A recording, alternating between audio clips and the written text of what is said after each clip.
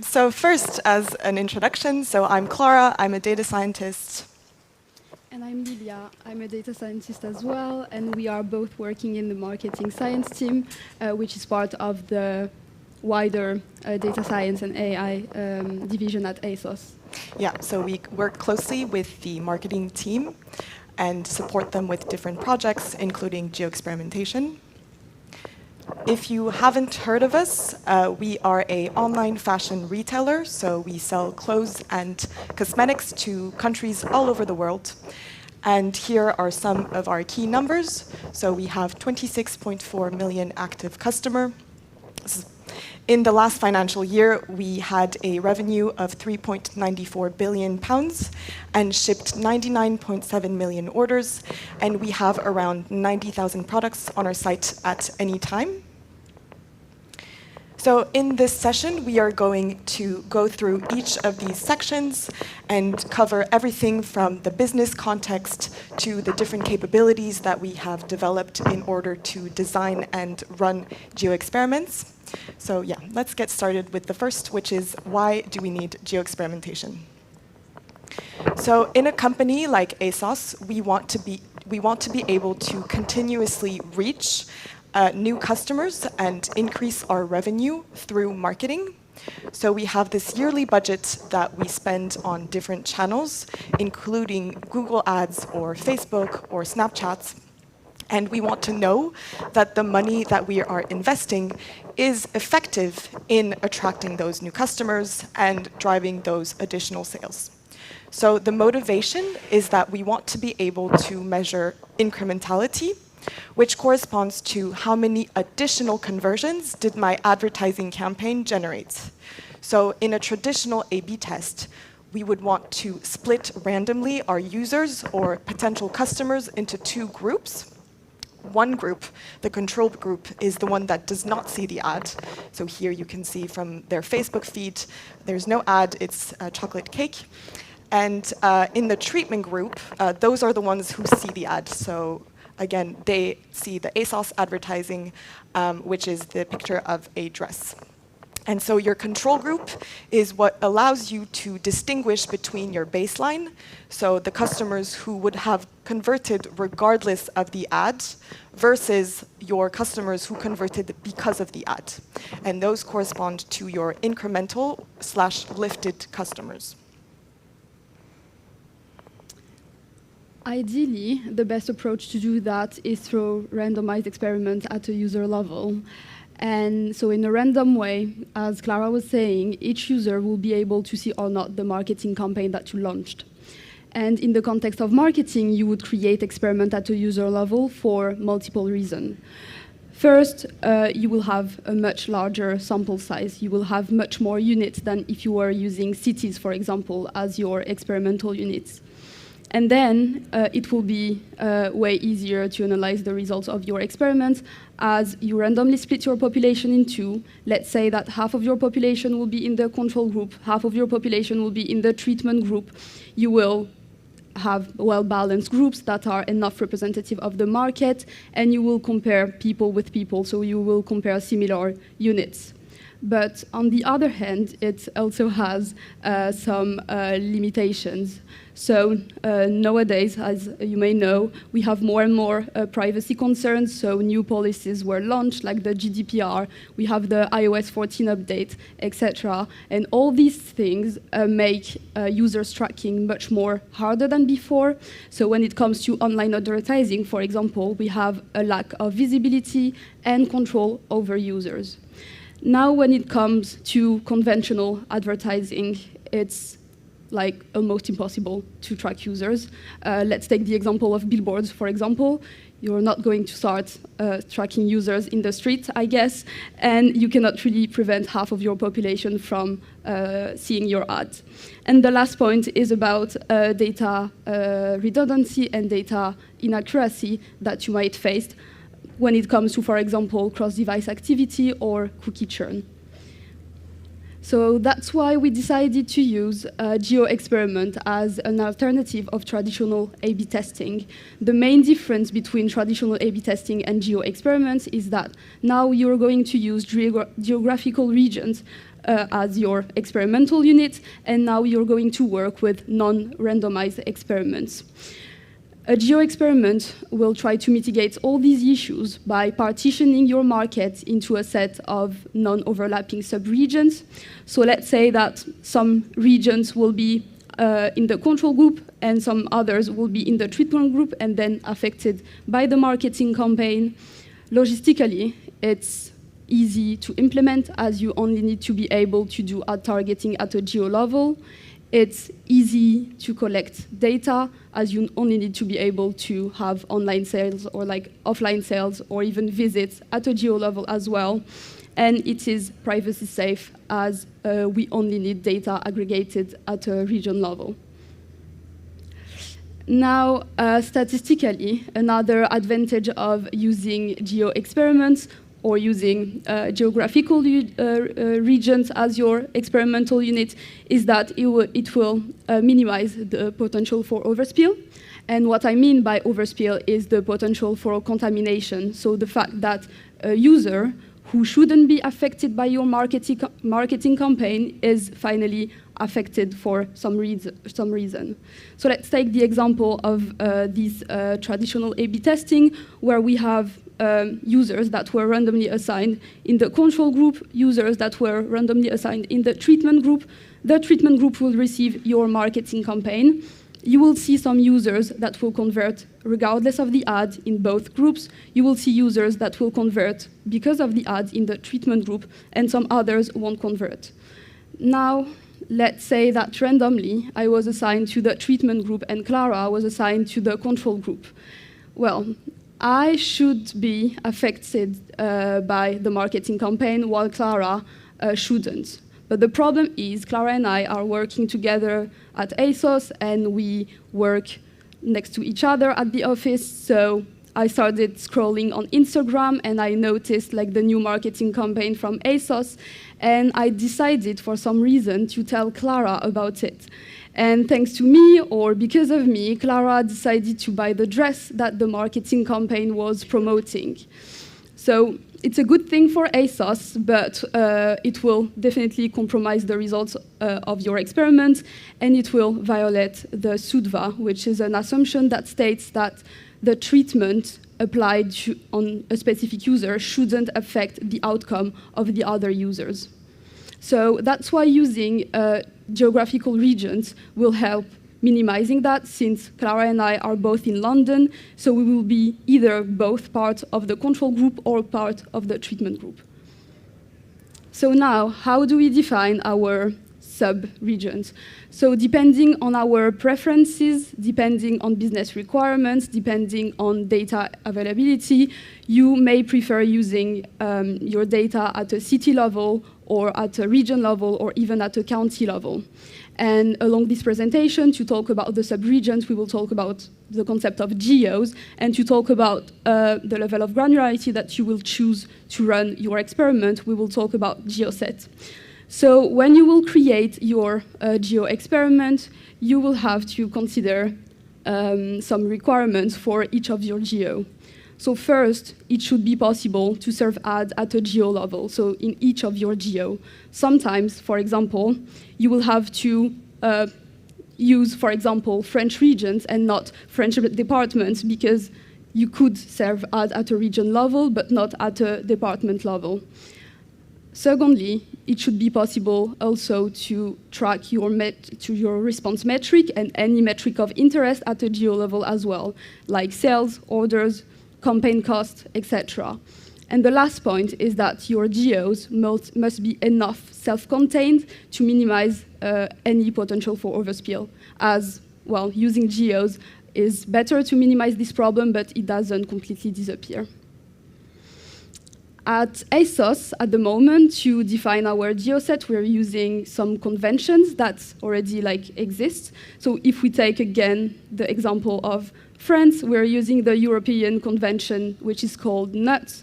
So the nomenclature of territorial units, and it defines it defines the level of granularity that you will choose to partition your market. So you would rather go with an experiment at a region level, for example, or at a department level. The goal of our Geo Experimentation project was to build an end-to-end framework to support our marketing stakeholders in measuring their advertising effectiveness. So during this whole presentation, we will go through each of the steps of our framework, going from the design of an experiment, where we will understand how we are going to define our control group and our treatment group, then the power analysis to help us determining what is the minimum uplift that is likely to be detected during your experiment, and if you have enough statistical power to run such an experiment. Then the model, where we will try to understand how to measure this incremental uplift that we are interested in, as well as the significance of your experiment. And the last point is about the reporting, where we built a self-serve dashboard for our stakeholders to support them in building their own geo experiment. So now let's talk a little bit more about the model and how we compute this uplift. So how do we measure the incremental uplift of an intervention? So in a traditional A/B test, we would want to directly compare the outcome of our control group versus the outcome of our treatment group and compute the difference in that way, which would correspond to our uplift. But it wouldn't make sense to do so in our case because, as Lilia mentioned, we are no longer splitting our users randomly into two groups. So our control group is no longer a direct reflection of our treatment group. We are now comparing groups of geos. And so we can see that they are not even in the same size. Even in the pre-campaign, the control metric is much smaller. So this method would not make sense. Instead, what we would want to do is compare our treatment group with how the treatment group would have behaved in the absence of an intervention. And this corresponds to what we call a counterfactual prediction. So this is the dashed line here. And the difference between our treatment group and this counterfactual then corresponds to our uplift.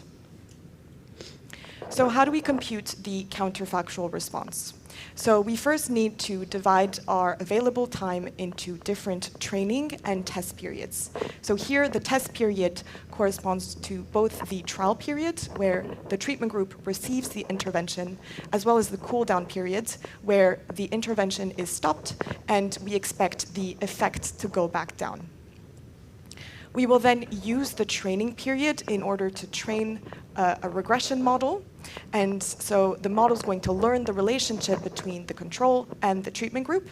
So more specifically, we are going to use the control metric to predict the treatment metric. So we assume here that the control metric is a sufficient predictor for the behavior of the treatment group across all of the different periods, including test, and that the relationship between the two groups is stable. So once we have our model, we can then use it to be able to compute our counterfactual prediction, and then the difference between the treatment group and the counterfactual prediction is then our uplift. So in mathematical terms, our time-based regression would look like this formula here. So it's a Bayesian linear model with a single covariate, which corresponds to our control metric. And notice that we have one metric per time t. So this could be, for example, the daily sales generated, the daily sales of our treatment group as a function of the daily sales of our control group. And so once we have our model, we can then use these parameters to estimate our counterfactual metric during the test period. And we can compute the uplift, which is the difference between the treatment metric and our counterfactual. So again, this could be like the daily sales generated, daily excess sales generated by our intervention.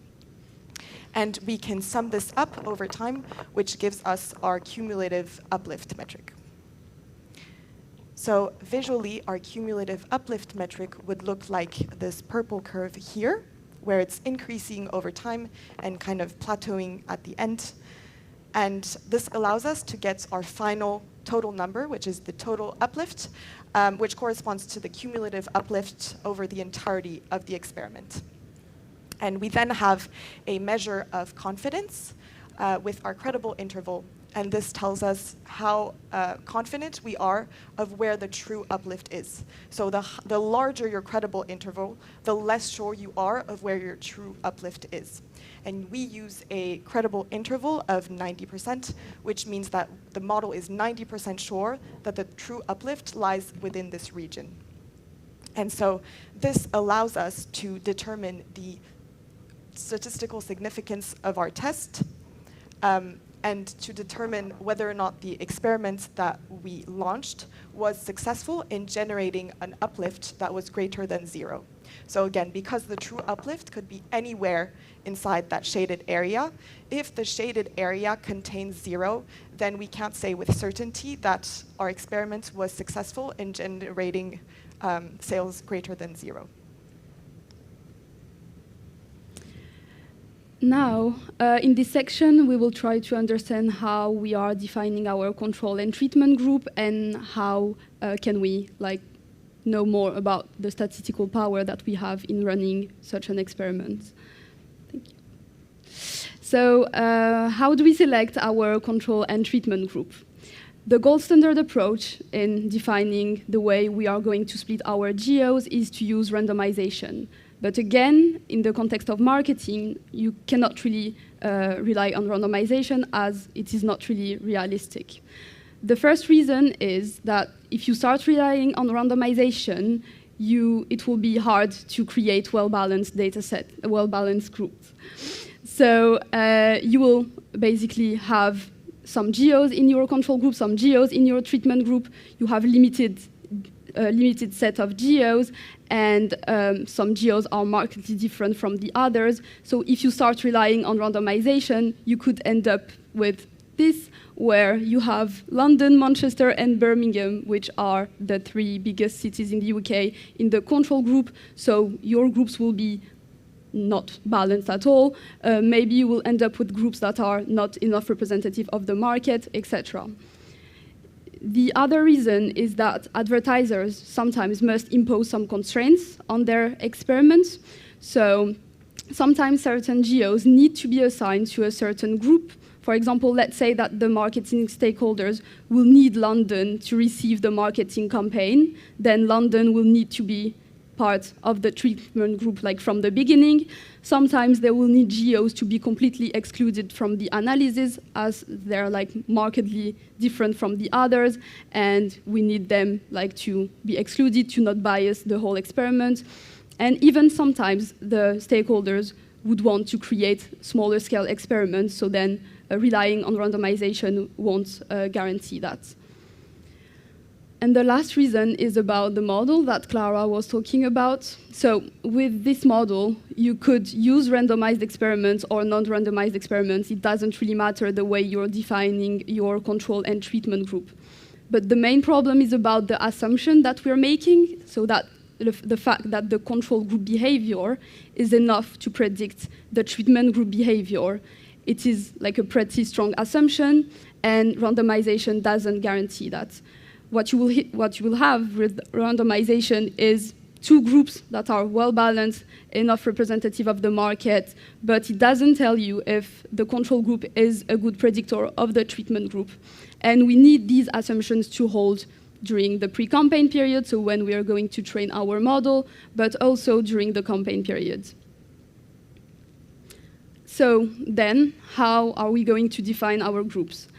This is the idea behind match markets. So the idea behind match market is to completely drop randomization and to prefer experiment design where at least we can say that these assumptions will hold during the pre-campaign period, and then we will be more inclined to believe that the assumptions will hold even during the campaign period.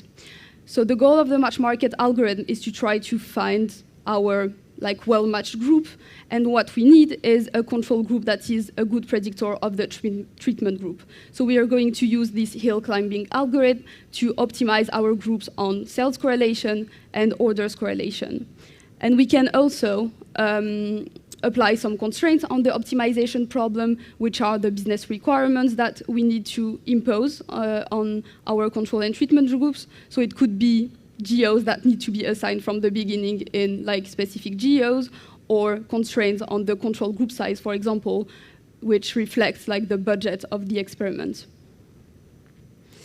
So this is an optimization algorithm that will try to find a local solution to our optimization problem. So it will start with, so let's take the example of the UK. It will start with an arbitrary solution to the problem. So let's say that Birmingham, Sheffield, and Bristol will be part of the control group, and Manchester will be part of the treatment group.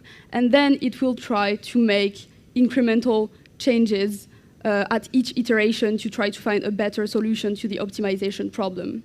So first, we have the augmentation routine. The augmentation routine is, given your actual, like your current control group, we will try to add one more geo to the treatment group to try to find like a better solution.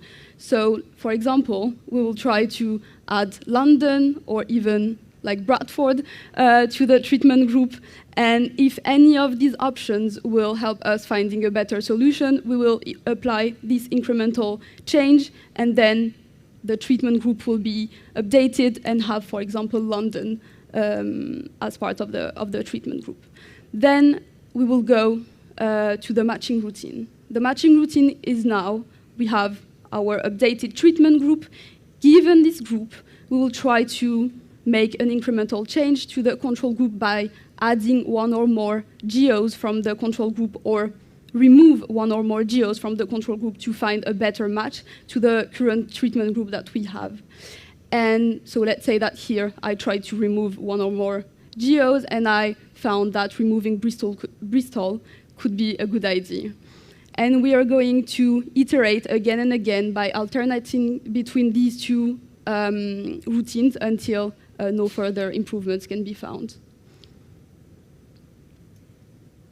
So once our marketing team have found their optimal set of control and treatment groups, we then have a feature that will allow them to determine for how long they should run their experiment for through power analysis.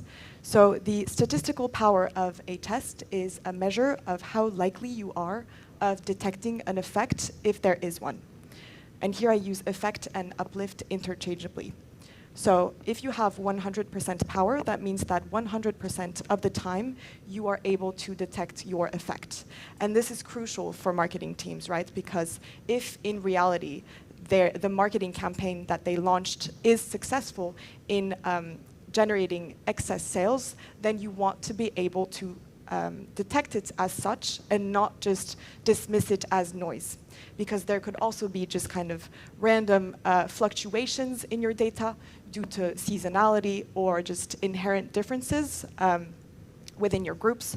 So yeah, if there is an effect, then you want your model to be sensitive enough to distinguish it from noise. So the convention that is used is 80%. So we fix this power level and use it as a threshold to be able to know whether or not we are able to detect our effect.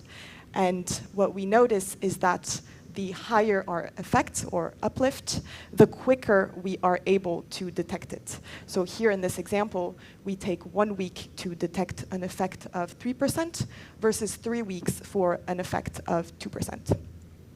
And so with this tool, our marketing team is able to know what the minimum effect is that they should be able to detect for a given experiment length with their current set of control and treatment groups.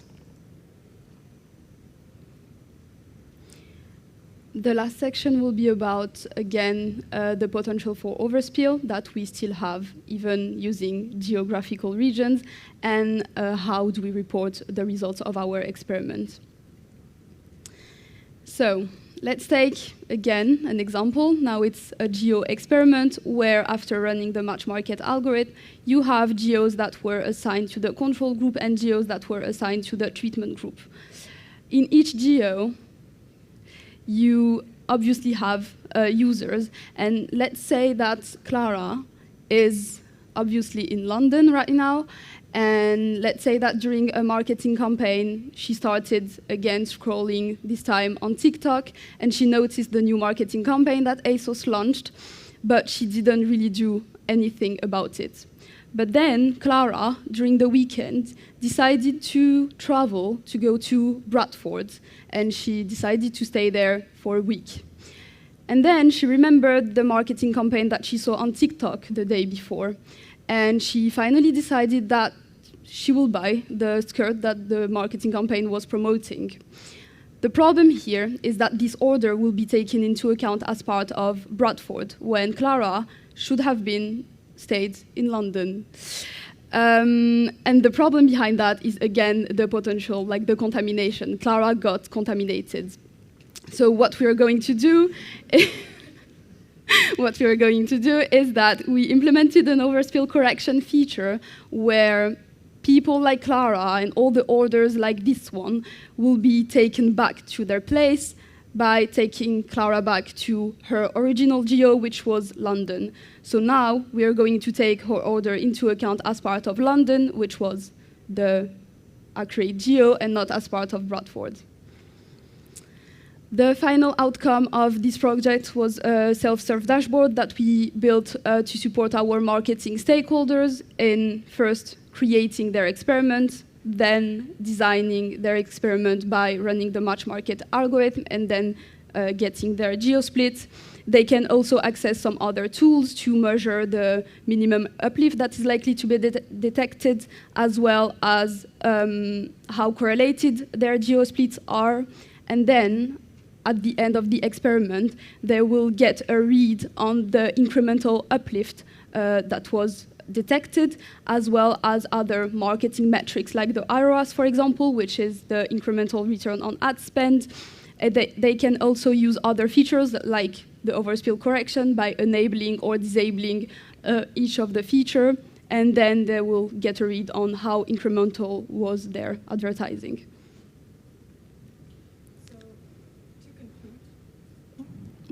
To conclude, we can combine geo-experimentation with other measurement solutions, which will kind of constitute what we see as the gold standard for marketing measurement.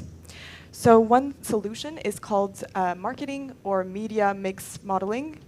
And this method seeks to understand the impact of your different channels. So again, this could be Google Ads or paid social, kind of your online activity, but also offline. Okay, I'm going to hold this. Offline activity as well, or if you're running any sort of like promotional activity and other kind of economic conditions or external factors. And so this method will model how changes in your spend affects your sales or response metric. And so this gives you a high-level overview of your different channel performances.